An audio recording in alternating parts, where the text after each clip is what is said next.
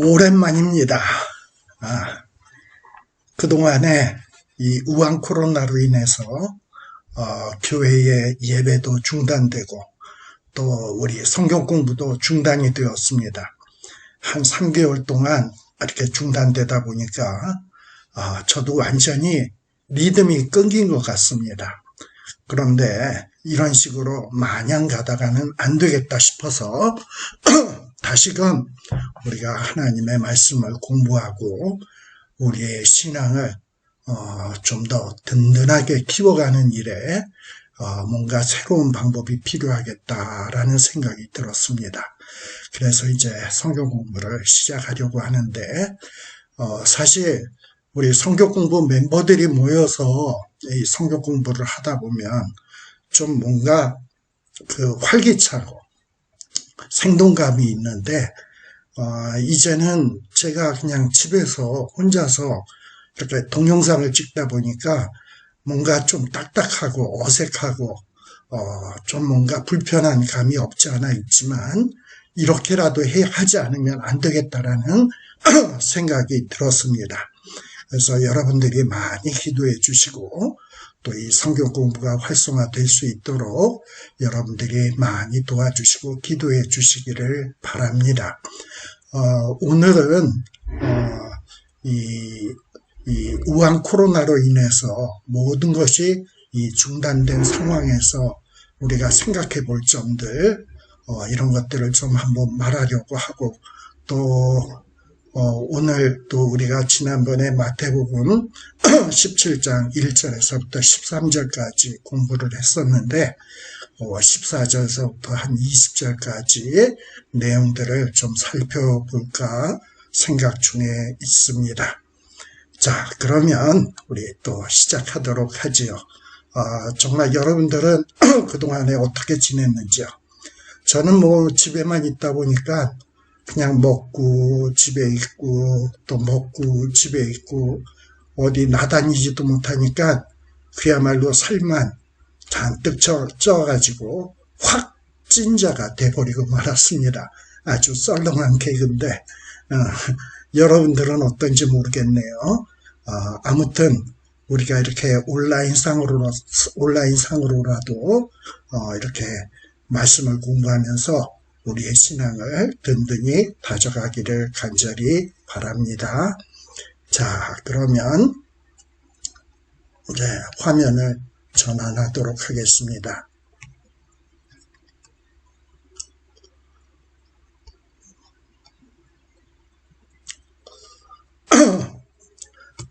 이제 이런 식으로 제가 PPT를 만들어 가지고 지금 올리려고 생각 중에 있습니다. 뭐 이 PPT 만드는 것이 아직도 익숙치 않아 가지고 또 이렇게 동영상 찍는 것이 익숙치 않아 가지고 많은 실수가 있을런지도 모르겠어요. 그러나 여러분들이 좀 양해하시고 그리고 좀 이 성경 공부에 임하다 보면 저도 점점 진화가 돼가지 않을까 이런 생각을 기대를 해보게 됩니다. 자, 그러면 잠깐요. 아직 익숙치 않아가지고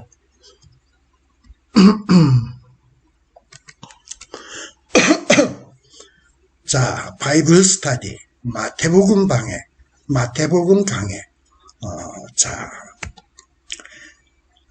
그동안에 중국에서 발생된 우한 코로나로 인해서 이 미국이나 한국이나 전 세계가 정말 많은 어려운 상황에 있습니다. 우리 전도서에 보게 되면 곤고한 날에는 생각하고 그리고 형통한 때에는 하나님께 감사하고 찬양해야 되는데 이 공고한 시절에 우리가 좀 생각해 볼 점들이 많이 있다고 생각을 합니다. 사실 역사적으로 우리 믿음의 선조들은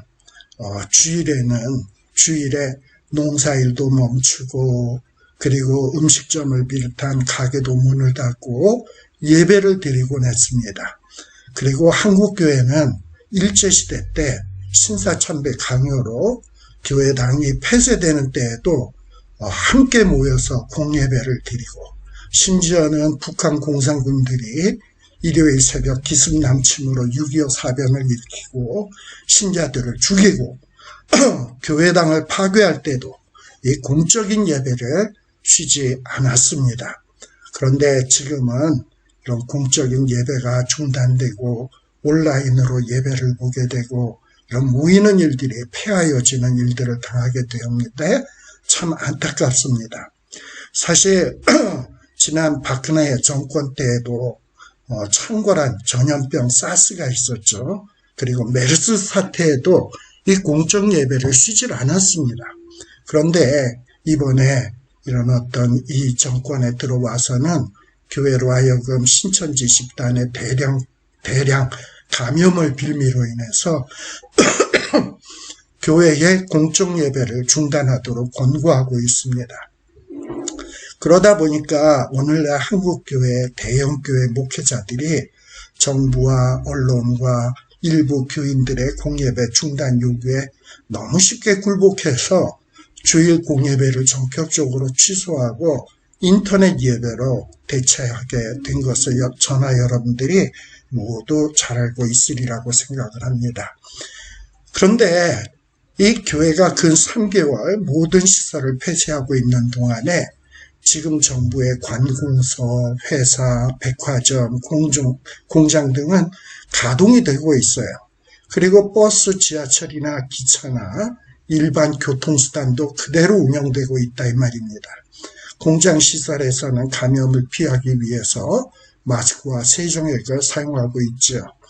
이렇게 우리의 일상은 그대로 진행이 되고 있는데 이 교회의 공적 모임이 중단된다는 것은 교회가 사회에 등대어 촛대로서의 영적 제사장의 사명을 망각하거나 자기 안일에 빠지지 않나 참으로 우려가 됩니다. 교회는 이 코로나 바이러스에 능동적으로 대처하기보다는 너무 이것을 피하기 위해서 몸을 사리는 움츠러든 모습을 보이고 있습니다. 우리 예수님께서는 세상 속 교회가 세상의 환난 가운데에서도 담대한 모습을 가지기를 가르치고 있어요. 너희들이 세상에서 환난을 당하나 담대하라. 내가 세상을 이기었노라. 우리가 이렇게 세상에서 환난을 당하지만 정말 세상을 이겨야 되는데 과연 그런가 하는 생각이 듭니다. 사실 교회는 이 세상의 짐을 대신 지고 이를 위해서 고통까지 감당하는 결연한 태도를 보여주어야 합니다. 그리고 교회는 그 힘을 이 공적 예배에서 얻는 것입니다. 예배가 죽으면 가정도 국가도 다 죽어요. 이 공예배는 그만큼 중요한 거예요. 이 온라인 예배는 공예배가 있음으로써만 보완 수단으로서 그 효능성이 있지 이 온라인 예배가 이 모든 것을 대체할 수는 없다고 생각이 됩니다. 지금 제가 말씀드린 것은 이 코란데오닷컴에 나오는 어떤 이 기사의 일부를 여러분들에게 말씀을 드렸습니다. 자, 그러면 우리 우한 코로나 상황에서 생각해 볼 점들이 있는데 과연 어떤 것들을 생각을 해봐야 되는가? 예배가 중단되었어요. 근 3개월 동안. 여러분들 이 예배가 중단된 것에 대해서 어떻게 생각합니까? 뭔가 주일날 어색하고 답답하지 않습니까? 처음에는 어색하고 답답했는데 이게 시간이 지나다 보니까 슬슬 습관화되기 시작하고 이 어색함도 사라져가고 있는 것을 보게 돼서 참으로 안타깝기 그지가 없습니다. 그리고 또 이렇게 교회의 모임이 중단되다 보니까 성도들 간의 교제도 중지되고 말았죠.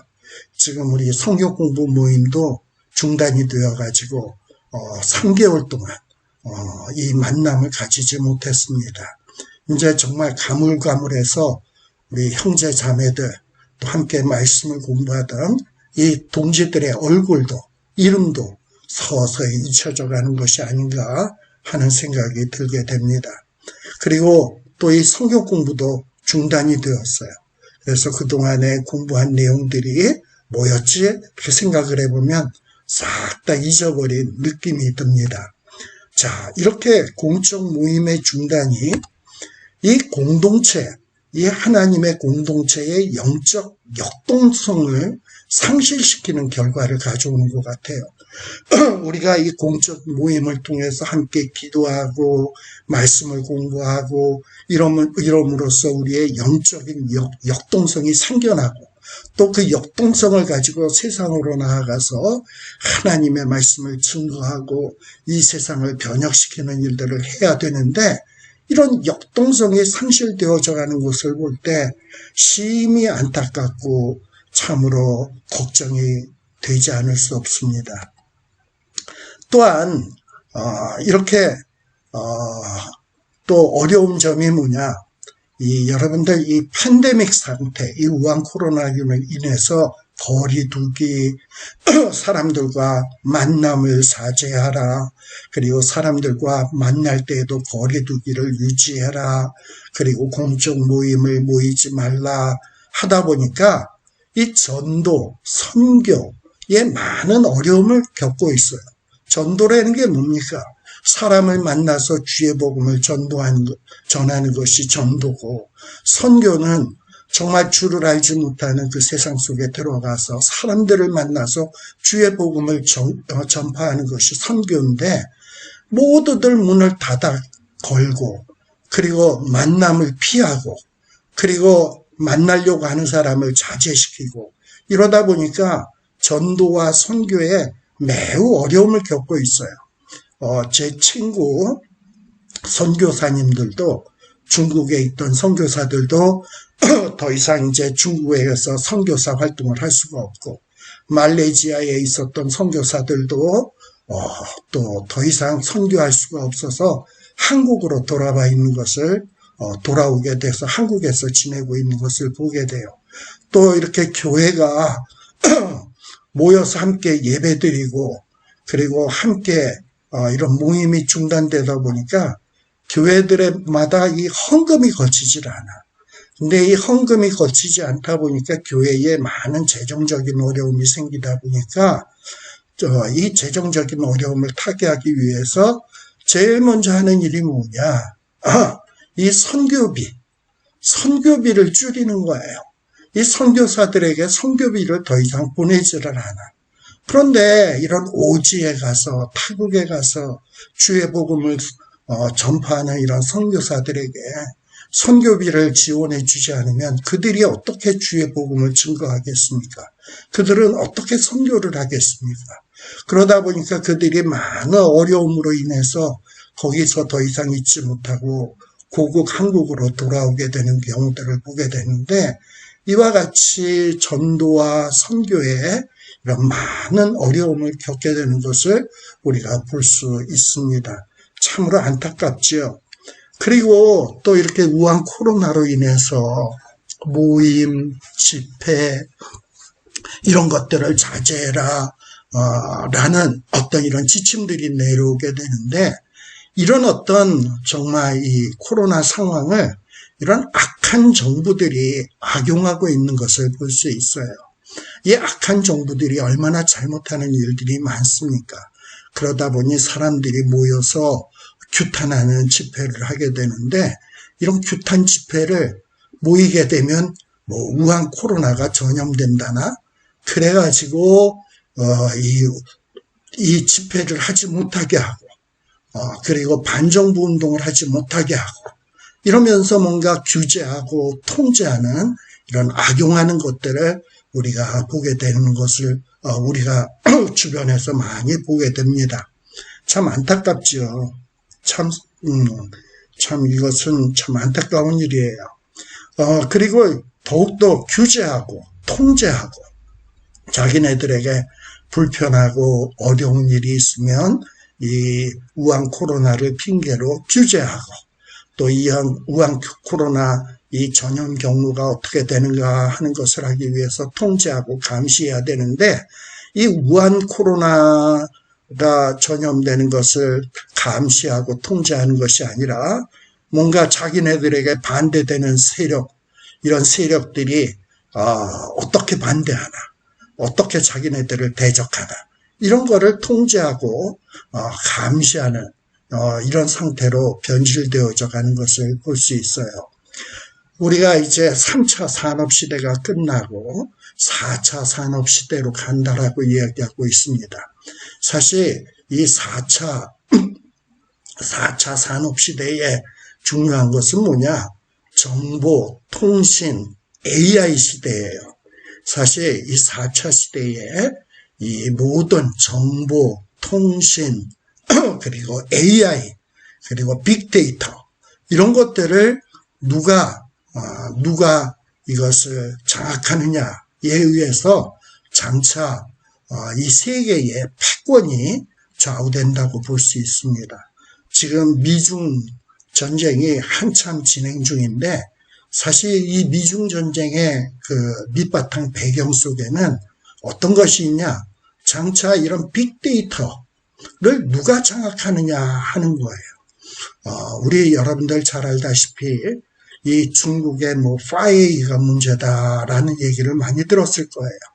이 중국이 왜 이렇게 파웨이를 키우고 했는가?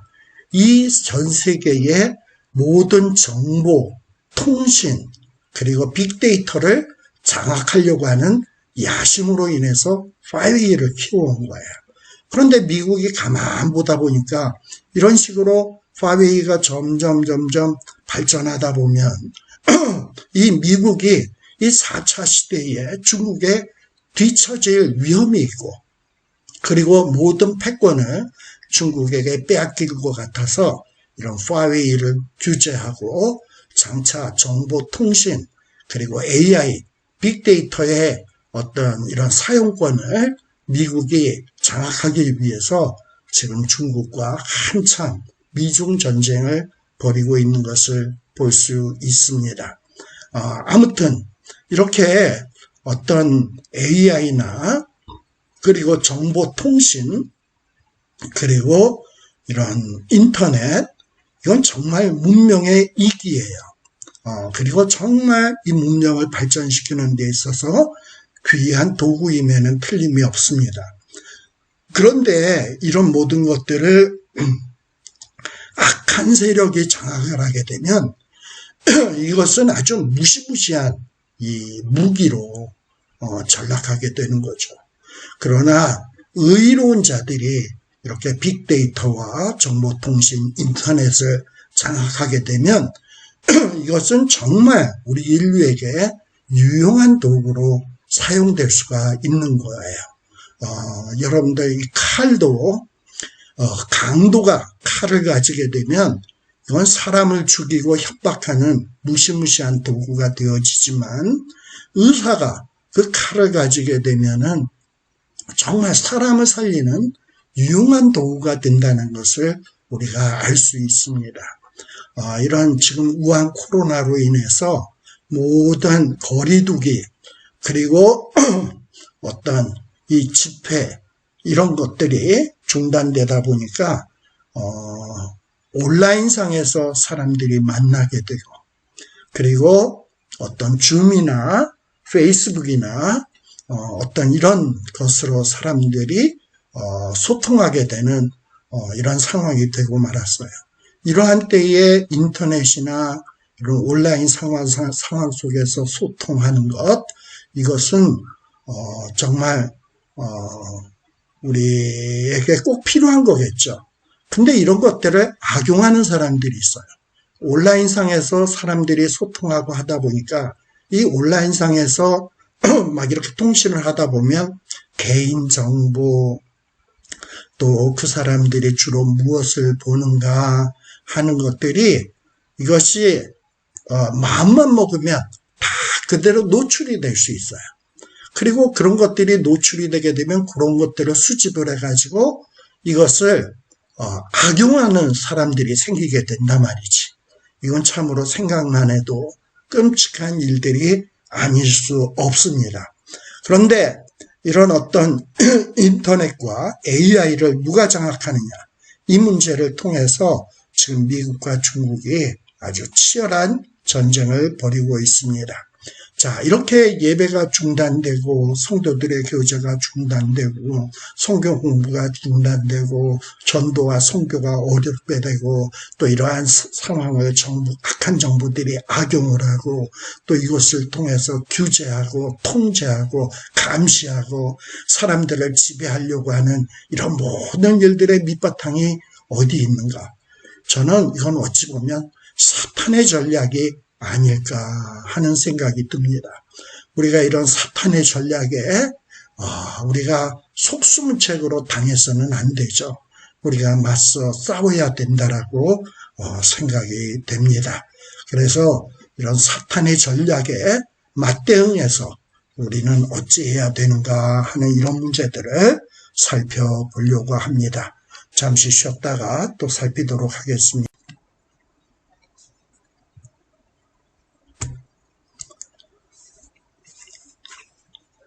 자, 예배가 중단되고 성도들이 서로 모일 수가 없고 또 사랑의 교제를 나눌 수가 없고 또 말씀에 갈급해도 성경 공부를 할 수 없고 또 주의 복음을 증거하는 전도도 할 수 없고 또 선교도 할 수 없고 이런 걸 누가 제일 좋아하겠습니까?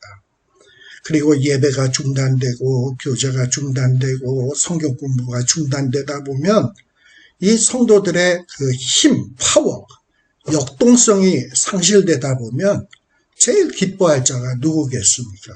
이게 사탄이에요. 사탄이 제일 좋아하는 일입니다. 그래서 이 성도들의 힘을 사탄이 쭉쭉 빼버리는 거야. 예배 못하게 하고 교제 못하게 하고 공부 못하게 하고 또 주의 복음이 전파되지 못하도록 하고 복음이 전파되지 못하게 하고 또 악한 정부들은 이런 어떤 여러 가지 이런 환란을 통해서 이 환란을 그야말로 핑계 삼아서 많은 신자들 교회를 핍박하고 어렵게 하고 그리고 성도들의 어떤 이런 역동성을 상실시키는 것은 다 사탄이 좋아하는 일들입니다. 자, 그럼 이런 상황 속에서 우리는 어찌해야 될 것인가? 어찌해야 이런 위기 상황을 극복할 수 있을까? 우리는 곰곰이 생각해 봐야 되는데 이것은 우리의 생각, 우리의 어떤 계획에 의해서 또 우리의 어떤 생각에 의해서 극복될 수 있는 일이 아닙니다. 우리는 하나님의 말씀으로 돌아가야 돼요. 요즘 이런 어떤 이 환란과 재난이 겹치다 보니까 이거 뭔가 말세가 온 것 아닌가.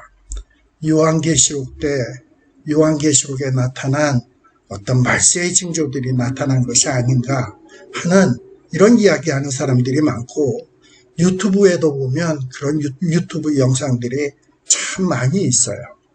그런데 성경에 보면 재난당할 때, 특별히 이런 전염병이 창궐할 때 신자들이 어떻게 그것을 극복할 수 있는지 성경 말씀에 잘 기록해주고 있습니다. 그 성경 말씀이 어디에 나오느냐?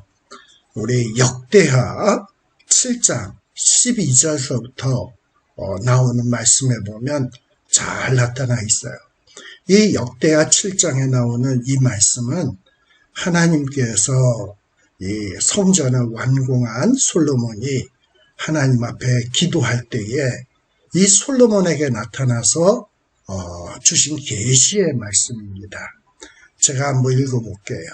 밤에 여호와께서 솔로몬에게 나타나사 이르시되 내가 이미 내 기도를 듣고 이곳을 택하여 내가 내게 제사하는 전을 삼았으니 혹 내가 하늘을 닫고 비를 내리지 아니하거나 혹 메뚜기로 토산을 먹게 하거나 혹 연병으로 내 백성 가운데 유행하게 할 때에 여기에 보면 뭐 하늘이 닫혀서 비가 내리지 아니한다든지 또는 메뚜기가 나타나서 토산을 먹는다든지 곡식을 먹어 치운다든지 혹은 지금과 같은 이 우한 전염병처럼 연병이 백성 가운데 유행할 때에 어찌해야 되는지 여기 말씀해 주고 있어요.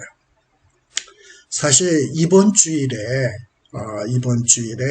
한국 그리고 이 아시아 지역에는 아주 큰 비가 내린다고 했어요. 뭐 가뭄도 재난이지만 또 홍수도 이거 엄청난 재난이죠. 또 이렇게 홍수가 와서 싹 쓸고 지나가다 보면 그 다음서부터는 이 오물 같은 것이 땅에 뒤덮여 가지고 각종 수인성 전염병들이 창궐하게 될 것입니다.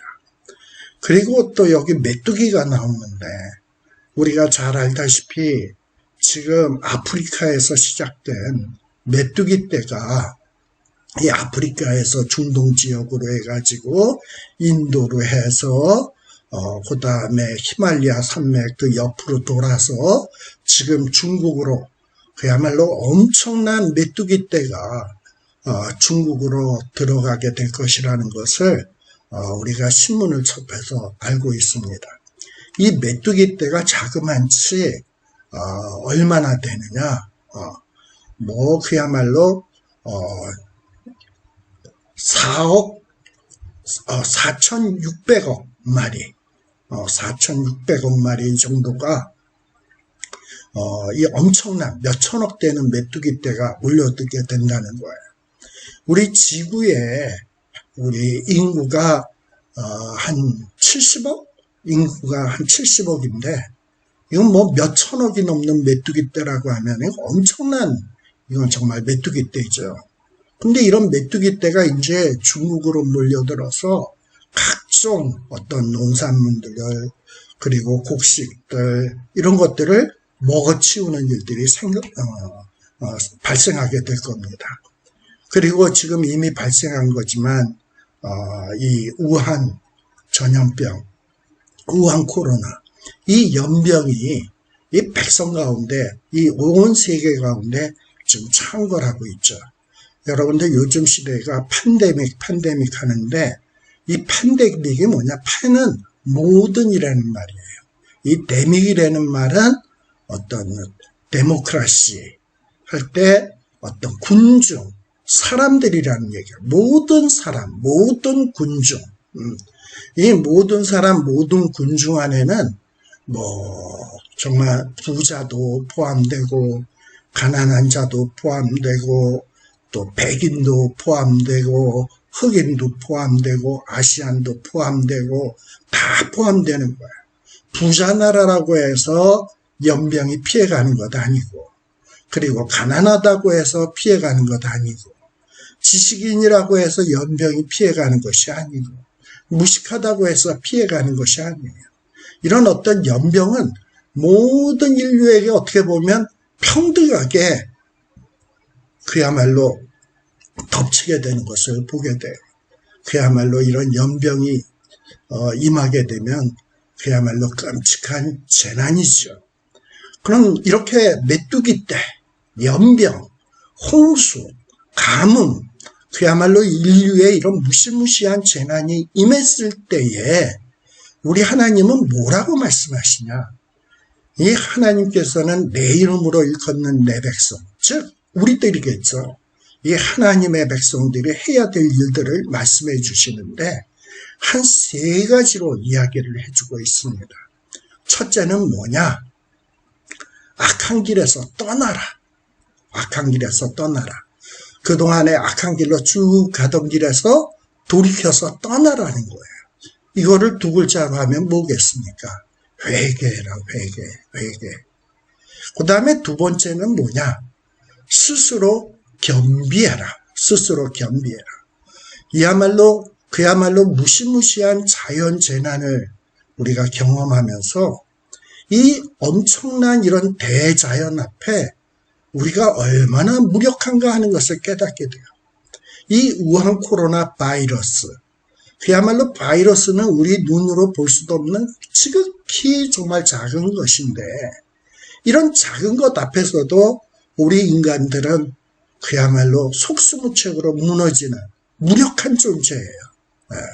이런 작은 것 앞에서도 쩔쩔매는데 이 엄청나게 크시고 엄청난 능력을 가지신 하나님 앞에서 우리가 잘났으면 얼마나 잘났겠습니까?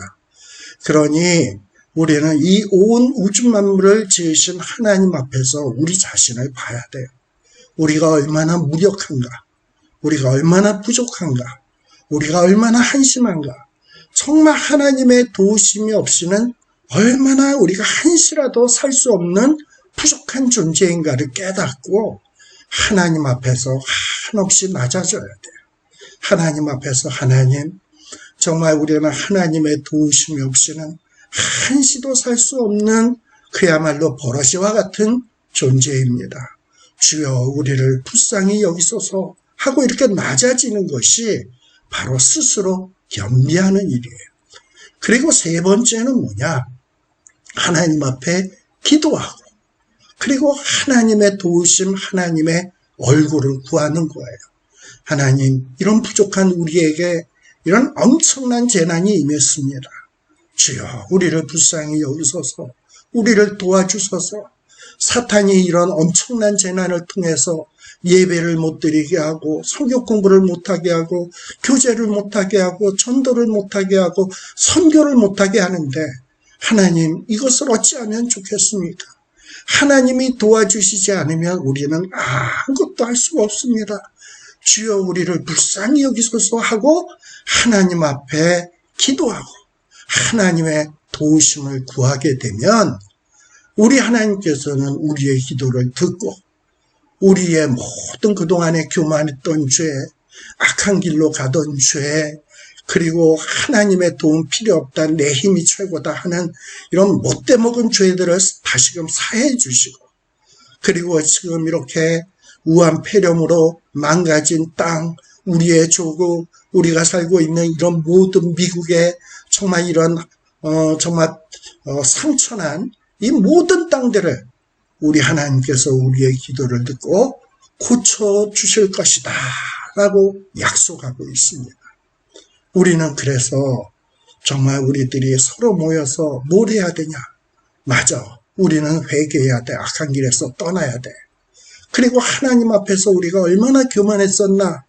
그리고 우리가 얼마나 한심한가 하는 것을 깨닫고 스스로 겸비해져야 되고, 그리고 하나님의 도우심이 없이는 한시도 살 수 없음을 자각하고 하나님 앞에 기도하고 하나님의 도우심, 하나님의 얼굴을 구하는 저와 여러분들이 되시기를 바랍니다.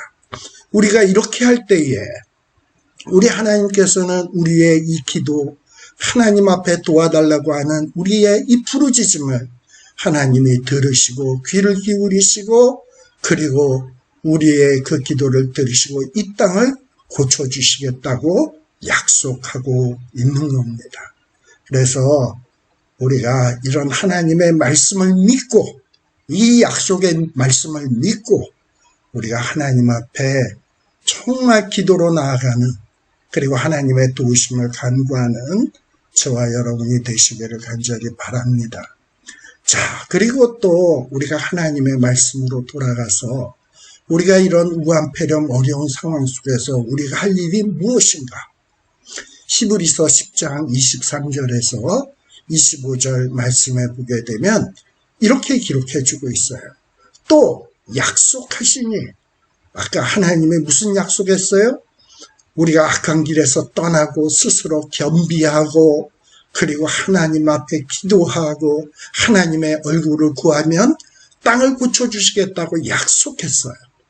근데 이 약속하신 분은 아주 미쁘신 분이야. 이 미쁘다라는 얘기는 실하다라는 거예요. 약속한 것을 반드시 지킨다는 얘기예요. 자, 그러니 우리가 기도하고 겸비하고 하나님의 도우심을 간구하면 땅을 고쳐주신다라는 그 약속을 믿어야 돼. 왜? 하나님은 신실하니까. 그리고 우리가 이 믿는 도리를 굳게 잡아야 돼. 그리고 우리가 이렇게 믿고 간구하면 하나님이 고쳐주실 것이라는 이 소망을 흔들리지 말고 움직이지 말고 굳게 잡고 우리 서로 스스로 돌아봐서 서로 사랑하고 선행하고 격려하며 그리고 모이기를 패하는 어떤 사람들의 습관과 같이 하지 말고 우리 주님이 이 땅 위에 재림하셔서 모든 것을 해결하시는 그날이 올 텐데 그날은 점점 가까워지고 있죠. 그날이 점점 가까워짐을 보면 볼수록 우리는 더욱더 모여서 사랑과 선행을 격려해야 된다라는 거예요. 그런데 요 히브리서 10장 23절에서 25절의 말씀을 우리가 조금 더 자세히 한번 살펴볼 필요가 있는데, 자, 한번 봅시다. 자, 여기 모이기를 하는 말씀이 나와요. 모이기를 패하는. 자, 이 모이기가 뭐냐? 헬라어로 에피수나고겐 이라는 말이에요. 요거는 두 단어의 합성어입니다. 에피라는 말과 시나고게라는 말의 합성어예요. 에피라고 하는 말은 그 외에도 except라는 말이야. 이외. 시나고게라는 말은 회당이라는 말이에요. 그래서 에피시나고게 하면은 회당 외에도, 회당에서 모이는 모임 외에도 어떤 또 다른 모임을 얘기하는 겁니다. 우리 초대교회 때는 우리 초대교회 신자들이 어떤 유대인의 전통을 따른 이 회당에서 드리는 예배, 회당 모임 외에도 어떤 다른 여러 가지 특별한 그리스도인들의 모임이 있었음을 우리가 성경 기록을 보다 보면 알 수 있어요. 마태복음 18장 20절에 보게 되면 두세 사람이 모이는 모임도 있었어요. 근데 이 두세 사람이 왜 모였냐? 주님의 이름으로 모였어요. 주님의 이름으로 모여서 기도하는 모임이었던 것 같아요. 근데 이렇게 두세 사람이 회당 외에 두세 사람이 기도하는 모임으로 주님의 이름으로 모이면 우리 주님은 그들 중에 함께 하겠다라고 약속해 주고 있습니다. 바로 초대교회 때 이런 두세 사람들이 모여서 함께 기도하는 기도 모임이 있었던 것 같아요.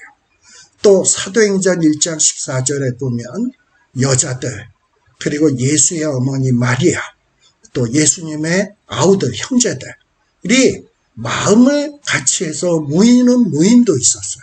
이것도 뭐냐? 에피시나고게지. 근데 이들이 모여서 뭐 했냐? 기도했지, 기도했다 이 말이에요. 또 사도행전 2장 1절에도 보게 되면 오순절 날의 이름에 그들이 이 주님의 제자들이 다 같이 한 곳에 모였다. 이것도 회당이 아니에요.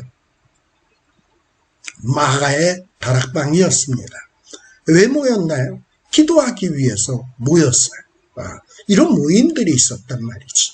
또 고린도전서 11장 20절에 보게 되면 성도들이 또 이렇게 모여가지고 떡을 떼며 포도주를 나누는 어떤 이런 교제의 모임도 있었어요. 성만찬의 모임도 있었다 이 말이지. 바로 이런 모임, 에피시나고게. 이런 모임들을 모여야 된다 이 말입니다. 또 골로새서 3장 16절에도 보게 되면 그리스도의 말씀이 너희 속에 풍성히 거하여 모든 지혜로 피차 가르치고 권면하며 이 말씀이 풍성하게 마음속에 있을 때 자기들만 간직하는 것이 아니라 모두들 모여서 아주 지혜롭게 피차 가르치며 권면하며 하는 이런 모임이 있었어요. 일종의 성경 공부의 모임이었죠. 또 이런 모임에서는 모두 있었냐? 시와 찬송과 신령한 노래를 불렀다. 그리고 감사한 마음으로 하나님을 찬양했다. 이런 모임들이 있었다 이 말입니다. 이렇게 기도의 모임, 그리고 교제의 모임, 성경 공부의 모임, 그리고 찬양하는 모임, 그리고 감사하는 모임, 이런 모임들이 있을 때 그 모임 속에 우리 주님이 함께 해주셔서 우리에게 말로 형용할 수 없는 엄청난 능력을 주시는 거예요. 우리는 그런 어떤 모임을 통해서 주님이 주시는 능력을 체험해야 됩니다. 그랬을 때 우리 이 성도들을 통해서 이런 역동적인 힘이 생기는 거야. 그리고 이 역동적인 힘을 가지고 우리는 세상에 나아가서 이 세상의 사람들을 섬기고 또 주의 복음을 증거하고 또 하나님께 영광을 드러내고 그리고 하나님의 나라를 이루어가는 이런 일들을 해야 된다 이 말입니다. 그런데 지금 우한 폐렴과 같은 이런 재난을 맞이해서 이런 모임들이 점차로 소멸되기 시작하고 그리고 이 모임들이 안 모이는데 처음에는 어색했지만 이젠 너무나도 정말 편안해지고 어색하지 않고 오히려 이런 모임 안 모이는 것이 야 이거 시간 있어서 좋네 편안해서 좋네 그러면서 이거를 즐기는 단계까지 가게 됐다 이 말이죠. 그러다 보면 우리 성도들은 이 역동성, 파워 이런 것들을 다 잃어버리게 된단 말입니다. 그러면 이런 힘을 잃어버린 우리가 맛을 잃어버린 우리가 무엇을 어떻게 할 수 있겠습니까? 이렇게 힘을 잃어버리는 우리를 정말 좋아라 하고 기뻐라 할 자가 누구이겠습니까? 이게 사탄이지. 사탄이 좋아하는 거야. 이게 사탄의 전략이라 이 말이에요. 그래서 우리는 어찌해야 되느냐? 이 모이기를 패해서는 안 돼. 이 패한다라는 말은 에그카타레이포라는 말을 쓰는데 헬라어로 에그카타레이포라는 말을 쓰는데 이 말의 뜻은 영어로 어떤 거냐? forsake, 막 버려버리는 거. abandon, 포기해버리는 거. desert, 그야말로 황량한 사막처럼 내버려버리는 거. 우리가 그동안에 모였던 이 예배 모임, 기도 모임 이런 것들을 열심히 모였는데 이제 이런 것들을 다 그냥 잃어버렸어요. 그리고 포기해버렸어요. 내버려버렸어요. 그래서 예배가 황폐화되고 성경 공부가 황폐화되고 그리고 그냥 뭐 우한폐렴을 핑계로 기복해버리고 그리고 하나님 앞에 기도하고 찬양하고 이런 모든 모임들을 다 그야말로 포기해버렸다 이 말입니다. 근데 이런 것들이 계속 되다 보면 어떻게 되느냐? 습관처럼 돼버린단 말이지. 모이기를 피하는 습관이 된단 말이죠. 이 습관이라는 말은 헬라어로 에토스라는 말입니다. 헤빗, 영어로는 헤빗이라는 말이에요. 여러분들 지속적으로 반복을 하다 보면 그게 몸에 배요. 이런 것을 습관이라 그랬지. 헤빗이라 그런단 말이죠. 헤빗. 또 요 에토스라는 말은 어떤 뜻을 갖고 있냐? 커스텀, 관습, 또 심지어는 로, 법이라는 뜻도 있어요. 우리가 전통이나 관습은 뭡니까? 오래전서부터 계속 반복되다 보면 이것이 하나의 관습이나 전통이나 규례로 굳어지게 되죠. 그런 걸 카스텀이라고 그러는 거야. 관습이라고 그러는 거야. 그리고 또 이렇게 계속해서 반복되다 보면 그것이 너무 자연스러워서 법처럼 되게 되는 거예요. 우리 누가복음 22장 39절에 보게 되면 예수님도 습관이 있었어요. 어떤 습관이냐? 예수님은 이런 새벽에 일어나서 늘 산에 올라가서 기도하는 이런 일들을 계속 반복하셨어요. 그래서 예수님은 기도하는 것이 습관이 됐다 이 말입니다. 우리 예수님은 기도하는 것이 습관이 됐다. 새벽마다 하나님 앞에 기도하는 것이 습관이 되었어요. 근데 이 습관을 따라 감람산에 가실 때 제자들도 따라갔다. 이렇게 제자들도 계속해서 반복적으로 따라가게 되면 제자들도 기도하는 것이 뭐가 되겠습니까? 습관이 되겠지. 그래요. 우리도 지금 이 어려운 때에 그야말로 우리들이 악에서 떠나서 스스로 겸비하고 그리고 하나님 앞에 기도하고 하나님의 얼굴을 구하는 것을 매일매일 반복하다 보면 그것이 습관이 되는 거예요. 그런데 우리의 지금 습관은 뭡니까?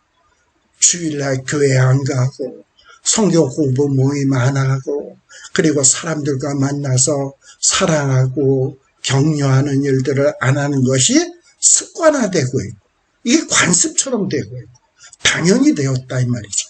그래서 기도하기를, 모이기를 피하는 이런 습관을 해서는 안 돼. 또한 요한복음 19장 40절에도 보면 여기에는 예수의 시체를 가져다가 유대인의 장례 법대로 유대인들이 장례할 때 향품과 함께 세마포로 장례 치르는 이런 것이 계속 반복되다 보니까 이게 법으로 굳어졌단 말이지.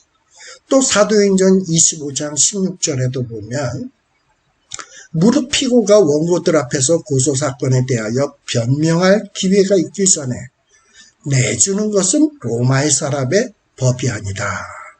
이 변명할 기회를 주지 아니하고 그야말로 어떤 형벌의 현장에 내주는 것은 로마 사람의 법이 아니다.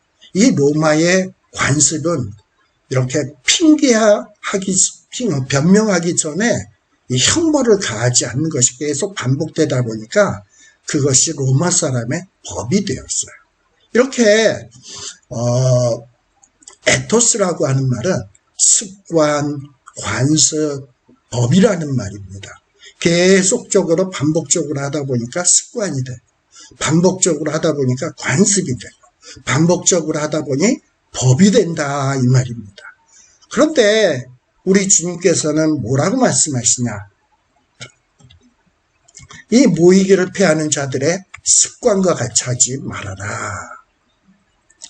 또 사도행전 17장 10절에 보면 밤에 형제들이 바울과 실라를 베레아로 보내니 이 베레아로 바울과 실라가 갔을 때 그들이 유대인의 회당에 들어갔어요. 왜 이렇게 바울과 실라는 가는 곳마다 회당에 들어갔냐? 계속적으로 반복적으로 하다 보니까 이것이 관습이 되었다 이 말입니다. 그리고 그곳에 들어가서 뭐 했냐? 하나님의 말씀을 가르쳤어요. 자, 그래서 사도행전 17장 11절에 보면 베레아에 있는 사람들은 데살로니가에 있는 사람들보다 더 너그러워서 더 신사적이어서 간절한 말씀으로 말씀을 받고 이것이 그러한가 하여 날마다 성경을 상고했다라고 돼 있어요. 아마도 여기 베레아에 있는 사람들은 데살로니가에 있는 사람들보다 더 너그러웠다. 영어 성경에 보면 noble minded라는 말이 돼 있어요. noble mind, 너그럽다. 그래서 우리 이전에 개역 한글 거기에 보면 신사적이어서, 즉 이 얘기는 뭐냐? 베레아의 사람들이 데살로니가에 있는 사람들보다 더 고상한 귀족적인 가문에서 태어난 사람들인데, 그런데 이런 사람들이 이상하게 하나님의 말씀을 간절한 마음으로 받고 이것이 그러한가 하여 성경을 날마다 상고했다고 되어 있어요. 여러분, 어떤 귀족이고 많이 배우고 고상한 사람들은 어떻습니까? 하나님의 말씀을 간절히 사모합니까? 자기가 귀족인데 이미 살만한데 하나님의 말씀 필요 없죠. 그런데 베레아에 있는 사람들은 이런 귀족으로 태어나고 부족함이 없는 사람들인데, 데살로니가에 있는 사람들보다도 훨씬 부족함이 없는 사람들인데, 이런 사람들은 바울과 실라를 모시고 간절한 마음으로 말씀을 받고 성경 공부를 하고, 이것이 과연 이 성경 말씀이 정말 하나님은 약속하시는 이는 믿으신데 신실하신데 그 약속이 진짜 이루어지는가 해서 날마다 반복적으로 성경을 상고했다. 즉 이들에게는 이것이 습관이 된 거야. 그리고 관습이 된 거야. 그야말로 그들의 생활의 법처럼 되었다 이 말이죠. 이렇게 베레아의 사람들은 성경 공부의 모임을 사모했다. 이것이 습관화됐다. 법이 되었다라는 겁니다. 그리고 여기에 보면 성경을 상고했다라고 되어 있는데, 이 상고라고 하는 말은 아나크리노라는 말을 사용해요. 이 아나크리노라는 말은 이 성경이 과연 그런가? 늘 의문을 가지고 궁금증을 가지고 질문을 했단 말이죠. 퀘스천. 그리고 examine, 막 그야말로 디립하는 연구를 했다 이 말이죠. investigate, 그야말로 막 탐구를 했단 말이죠. 탐정처럼 탐구했다 이 말이죠. 이런 모습들이 이 베레아에 있는 성도들에게 있었다라는 겁니다. 자, 그래서 우리도 이제 어찌해야 되는가? 그야말로 우리 앞에서 얘기했듯이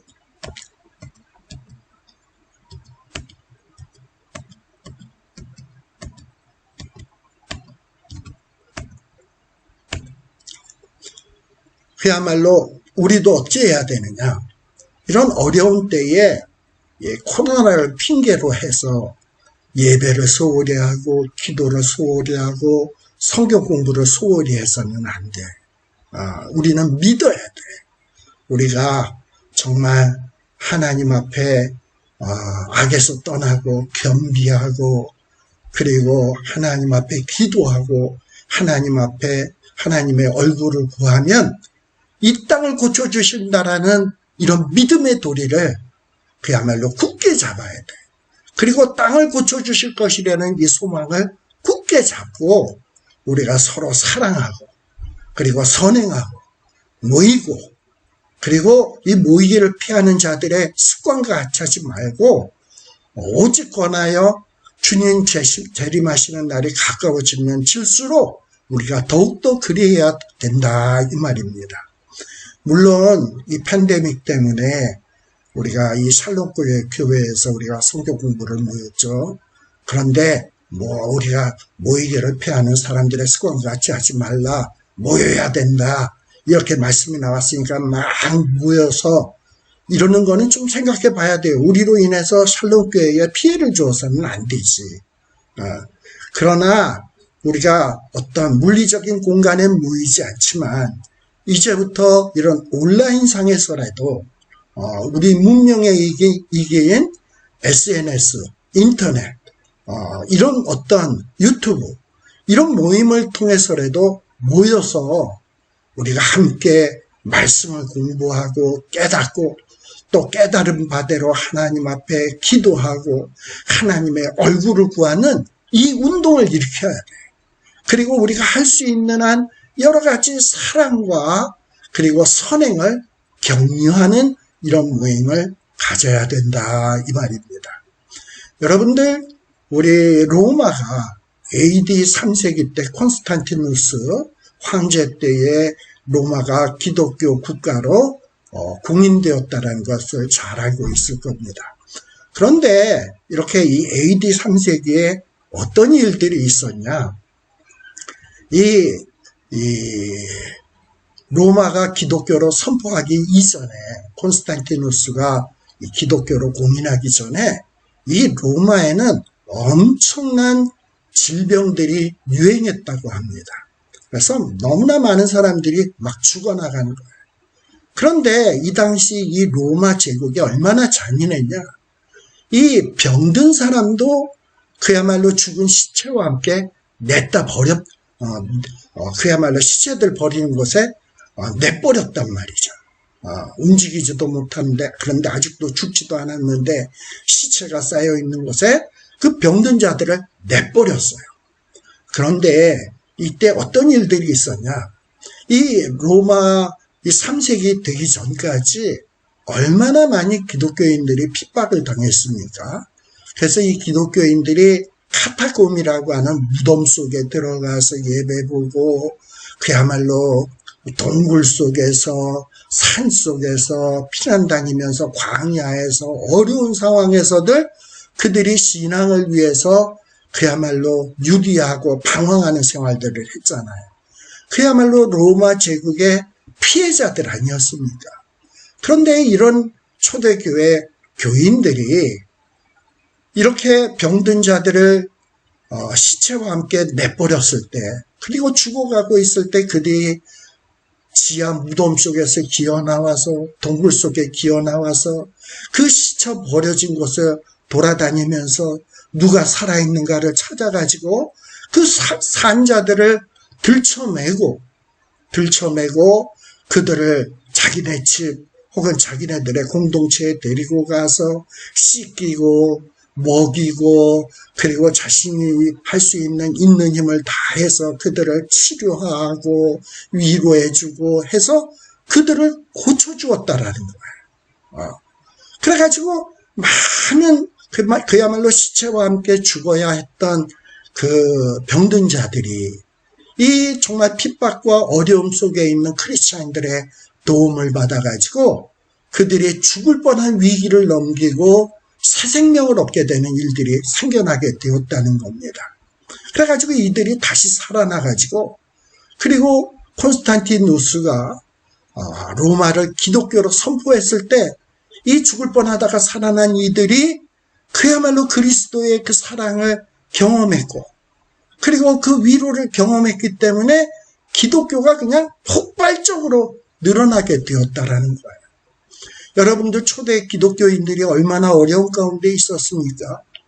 뭐 남을 사랑할 힘이 있나요? 남을 격려할 힘이 있나요? 근데 그 어려운 가운데도 그들은 서로 사랑하고 사랑하는 일을 격려하고 도와주면서 그 일들을 열심히 했다 이 말입니다. 그리고 그뿐만 아니죠.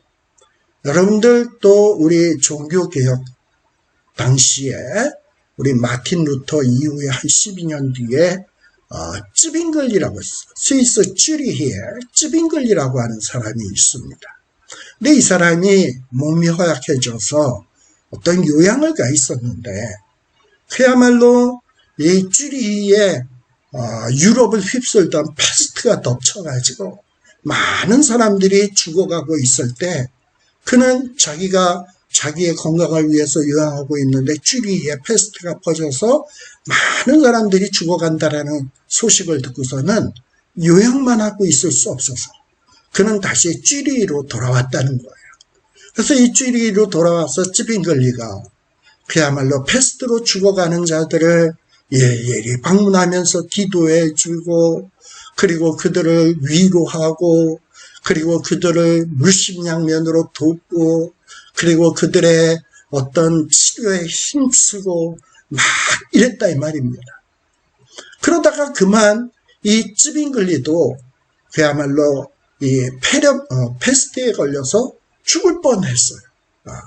그런데 이 패스트에 걸려서 죽을 뻔했을 때 쯔빙글리는 하나님 앞에 기도를 했습니다. 하나님, 뭐 패스트로 죽어도 좋습니다. 그러나 그는 열심히 기도하다가 그만 그 패스트가 나아버린 거예요. 그리고서는 이 패스트가 나은 다음에 이 쯔빙글리가 나은 소식을 듣고 계속해서 쯔빙글리는 계속해서 이 사랑의 봉사 격려를 통해서 이 스위스를 종교 개혁하는 놀라운 일들을 이루게 된 겁니다. 여러분, 어려울 때에 이 크리스찬들은 반짝반짝 빛이 나는 법이고 보석과 같이 그야말로 빛나는 법입니다. 이 팬데믹 사태 때 우리 크리스찬들이 숨어만 있고 움츠려들고 그야말로 모이기를 펴하고 기도하는 일을 중지하고 성경 공부하는 일을 중지할 것이 아니라 이럴 때일수록 열심히 하나님의 말씀 공부하고 기도하고 또 이 어려운 가운데도 우리가 할 수 있는 일을 해야 한다 이 말입니다. 우리 한국에 우한폐렴이 퍼졌을 때에 이 의사들 간호사들의 공이 굉장히 크죠. 이 대구에 우한폐렴이 퍼졌을 때 의사들 간호사들이 그야말로 만사를 제쳐놓고 자원하는 마음으로 대구를 스스로들 내려가서 거기에서 땀을 뻘뻘 흘리면서 그 더운 방호복을 입고 그야말로 땀을 흘려가면서 봉사했던 것을 우리들이 신문지상을 통해서 잘 알고 있습니다. 또 그중에 어떤 의사는 그렇게 환자들을 돌보다가 본인이 우한폐렴에 걸려서 죽은 이도 있어요. 그럼에도 불구하고 그들이 내려가서 열심히 봉사했습니다. 그런데 놀라운 일이 있습니다. 바로 이 우한폐렴 때 대구에 내려가서 봉사했던 그 간호사, 의사들의 80%가 그곳에 내려간 의사, 간호사들의 80%가 크리스찬이었다라고 얘기를 합니다. 그래요, 이 어려운 때에 가서 충성하고 봉사하는 사람들이 누굽니까? 바로 크리스찬이에요. 우리 이 크리스찬들은 모여서 우한폐렴을 퍼뜨리는 자들이 아니야. 우리들은 모여서 그야말로 하나님의 말씀을 통해서, 기도를 통해서, 찬양을 통해서, 감사를 통해서 하나님의 힘을 받고, 그 힘을 받고 어려운 곳에 들어가서 우리가 받은 그 역동성을 가지고 이 사회를 변혁시키는 사람이라 이 말입니다. 바로 이 간호사들, 의사들이 신앙으로 하나님을 통해서 권능을 받고 힘을 받고 능력을 받고 그야말로 죽어가는 어려움 속에 있는 이런 어떤 대구에 내려가 가지고 그 죽어가는 사람들을 보살피고 돌보았다 이 말입니다. 이게 크리스천이에요. 그런 면에서 이 한국의 무한폐렴을 극복하는 일에 이 크리스천들의 어떤 이 공이 저는 크다고 생각을 합니다. 지금도 골방에서 이 한국의 어려운 상황을 놓고 하나님 앞에서 악에서 떠나고 스스로 겸비하고 눈물로 하나님 앞에 기도하고 얼굴을 구하는 자들이 있습니다. 그들의 기도가 있기에 우리 하나님께서 우리 대한민국을 불쌍히 여기시고 그리고 이 땅을 불쌍히 여기시는 모습이 있지 않나 생각을 합니다. 과연 이 땅에 이런 우한폐렴을 약이 고칠까요? 어떤 신약이 나와서 고칠까요? 저는 아니라고 생각을 합니다. 정말 이 온 우주 만물 속에서 가장 강한 분은 어떤 신약이 아니에요. 트럼프도 아닙니다. 어떤 의학기술도 아니고 정말 가장 강력하신 분은 우리 하나님이십니다. 이 하나님이 하시고자 하면 다 되는 거야. 그런데 이 하나님께서 진노하셔서 이 땅 위에 가뭄을 보내고 메뚜기를 보내고 그야말로 연병을 보내고 이렇게 되게 되면 그야말로 이 세상은 초토화 될 수밖에 없어요. 우리 하나님께서 이 성도들이 제 맛을 내지 못하고 그야말로 빛을 발하지 못할 때는 사단에게 내준단 말이죠. 그래서 사탄은 연병과 메뚜기와 각종 재난으로 사람들을 협박 공갈을 해가지고 예배 못 드리게 하고 기도 못하게 하고 교제 못하게 하고 그리고 하나님 앞에 찬양하지 못하게 하고 성경 공부 못하게 해서 힘을 오징어 그냥 힘 빠지듯이 쭉 늘어져서 힘 빠지듯이 만들어가지고 축 처지게 해가지고 이 세상 속에서 아무 능력도 행치 못하는 맛없는 소금처럼 만들어서 짓밟히는 존재로 만들기를 원한다 이 말입니다. 이런 상황 속에서 정말 우리들이 해야 될 일이 무엇인가 저와 여러분들이 좀 깊이 생각하고 정말 이런 위기를 기회로 삼아서 뭔가 우리가 다시금 새롭게 변혁되어지는 이런 계기로 삼았으면 좋겠다라는 생각을